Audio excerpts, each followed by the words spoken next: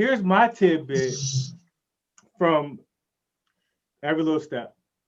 Me being the lover of words that I am.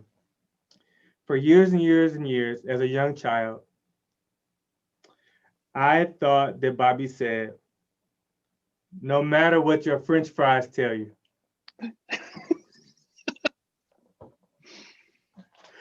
For That makes sense. years and years, no matter what your French fries tell you, I just and then We were made to fall in love. Yeah. Some insightful fast food items. Good. well, and the way I justified it in my brain was, well, it's metaphoric. Yeah. No matter what these little, they're not even the main. They're on the sidelines, kind of like they're like a side item. Jeez. How old were you when you found out that it was French fries? Was it this week? Please tell me it was this week where you finally figured it out. I wish that there was a camera on me when I realized that no matter what your friends try to tell. Oh, I'm talking about mind blown, man. Like my. So for years I thought it was no matter what your French fries tell you. Which, Yeah. consider how bad the rap was. Yeah. Everything's on the table, right? Like words don't even matter now. You're just throwing words to a melody and it charts. So funny you bring up kind of words in this context though, because my prerogative was the reason I learned like what the word prerogative meant. Like I had no clue listening to that child like that as a kid. I had to ask my parents what prerogative meant. I remember asking. We were in the car. Yep. So Bobby's all about vocabulary building. That's his gift to us.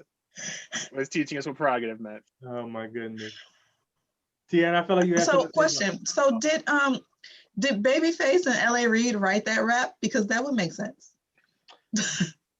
It makes a lot of sense based on what we know from them. Yeah. Yeah. And I don't see them giving up control of that. So don't know. I didn't see anything like that in my research I did about. I don't think Bobby is listed as a writer on that song, so my guess would be no. Well, yeah. But Bobby did get a writing credit on My Prerogative, which is interesting. He did. Yeah. Don't you dare call him Freddie. So the word lover in me didn't have a whole lot to fall in love with between either song, but that's fine. Right. Well, I agree. One more thing about Every Little Step.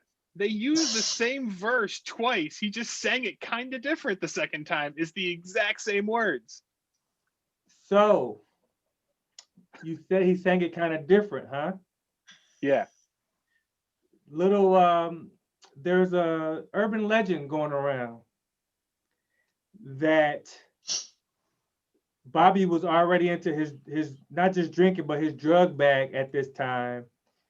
They're trying to record the second verse of Every Little Step, and he's too out of it to record. And so the rumor is that his good friend and former bandmate Ralph Tresvant sings the second verse on Every Little Step.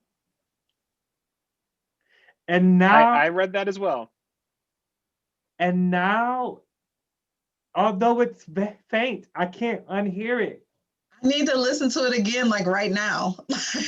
But it is widely reported, like the guy that kind of put that out into the universe was New Edition's original manager and was not a big fan of Bobby. So probably because left him to go make a lot of money without them. So yeah. So they were still good friends apparently, and it makes sense just based on what we knew from the New Edition biopic, right? It's like Ralph was always in the studio.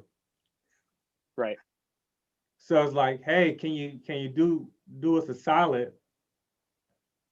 Yeah. And if I'm remembering timelines right, I think New Edition is recording their album and Ralph was working on his solo album at the same time, right?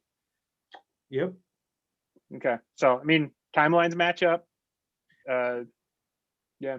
Yeah. And so I had my wife listen to it. She's like, I still hear Bobby. And so whoever's watching this, listening to this right now, go and listen to the second super short verse. Maybe that's why I was so short.